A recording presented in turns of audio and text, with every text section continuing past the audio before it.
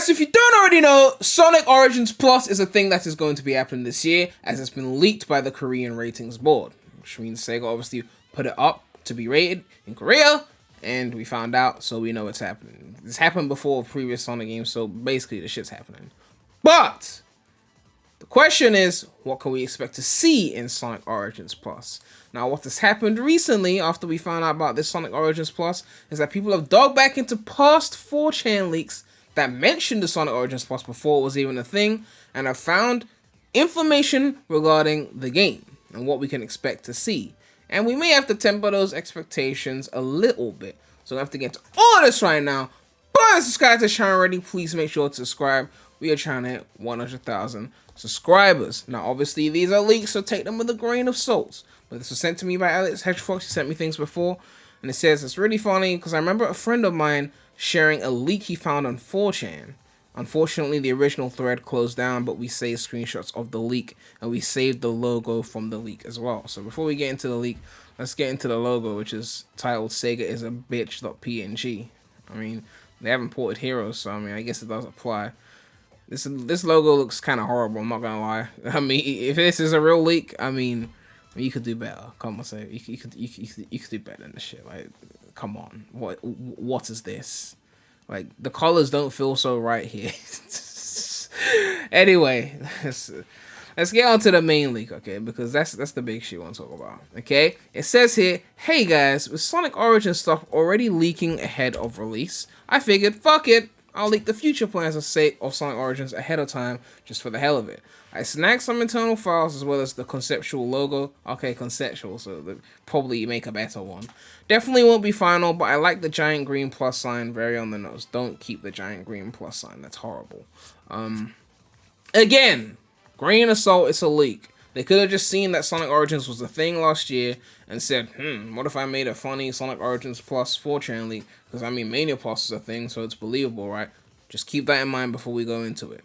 Anyway, it says here, Sonic Origins Plus. It will be a physical release akin to Sonic Mania Plus, as Sega is using Mania as a base for what to do marketing-wise for the game, to the point of including the drop dash. Now, in my previous video, I said that there was a physical release of Sonic Origins. I truly forgot that there wasn't because I only got the digital version.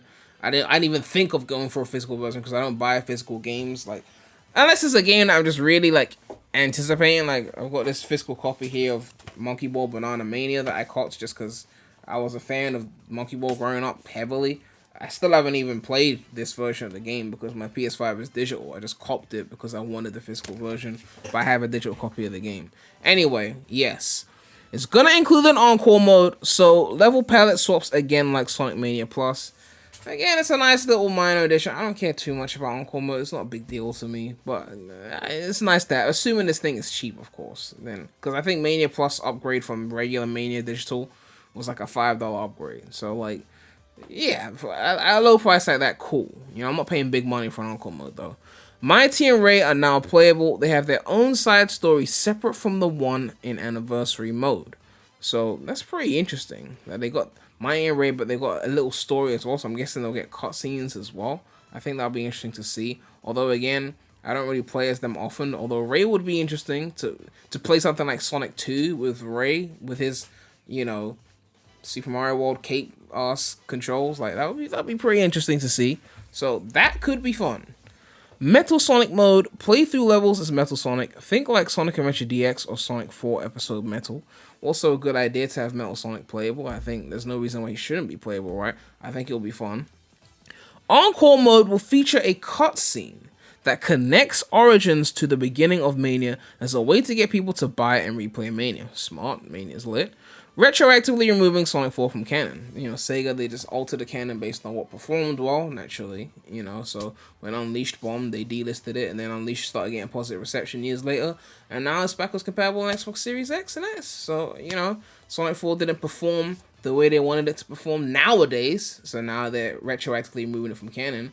Although when Sonic 4 Episode 1 dropped, it was actually critically acclaimed and very well received from the critics, who were so nostalgia desperate for the classics that the fact that it resembled them visually in some form with the reuse of level themes meant that it was a high quality game. Although by Episode 2 they changed their tune, because remember Sonic 4 Episode 1 came out before Generations, and then Sonic 4 Episode 2 came out after Generations, and that changed everything naturally, because Generations Classic Sonic was overall better than Sonic 4. Although Episode 2, I mean, I had a lot of fun with Episode 2, to be fair. But anyway, let's keep it going. Sega has headcanon finally coded Knuckles into Sonic CD. Yes, they've heard all the complaints, and they're getting answered. So apparently you could play as Knuckles. I've forgotten, it's been a while since I played Oranges, but you could play as Knuckles, obviously, in Sonic 3 and Knuckles. You could play as him as, I believe, Sonic 1 and 2 as well. I'm trying to remember, but you couldn't play as him in CD. I guess Knuckles was too cool for mid, but because people kept bitching and moaning about it, it's like, okay, fine, we'll put Knuckles into mid, so you can enjoy that. I guess it makes sense, just complete it, because he was playable and everything else, so add him to MID. The original Michael Jackson tracks will return in separate DLC. From what I've heard, this is so any profits generated from the DLC go directly to the people who made those tracks, like Brad Boxer and the like. And I feel like I said this before when Origins was coming out and they fully confirmed that we weren't getting the engine music. I was like, just sell it as a DLC and just give that money to them. Like, how hard is that? And those who really want it will pay. Right? Simple as that. It won't cost you anything, essentially. But, you know, I'm sure someone's got the clip of me saying that last year. But nonetheless, I'm glad that they're actually doing this. Because, I mean, yes, you can just mod the MJ music in. But, like, if you're on console, like, I've got a Switch OLED, right? Which I do have a Steam Deck, so I could just mod it on Steam Deck. I actually did mod it on my Steam Deck to get the MJ music back. But, if you got a Switch OLED, and that's, like, the best screen I've got on a handheld aside from my phone, if I want to just quickly play some Origins on that, it's like I have to listen to trash music. If it's like a quick $5 upgrade for the MJ music, I'll pay, honestly, because, you know, that shit's goated. So I'll pay for that shit. But the fact that it's separate is kind of interesting. So you have to pay for Origins Plus, and then you'd have to pay for the MJ music. You probably end up paying like $10+ just to get everything. But again, if you really want that music, we'll see when the sales figures come in if people really want it. New web short coming with the working title of Sonic Origins, The Adventure Begins, where we find out how Eggman came to South Island and how Sonic got roped into all of this, leading into the first cutscene of Origins Anniversary Mode. Okay, so it's like a prequel thing, because it leads into the first cutscene. They've been having success with that, so I'm not surprised they're doing one of these things. Physical release of Origins Plus is coming with a giant statue with a voice box. The voice box features the scrapped Mania Easter egg of the crowd at the House of Blues party doing the Sega chant.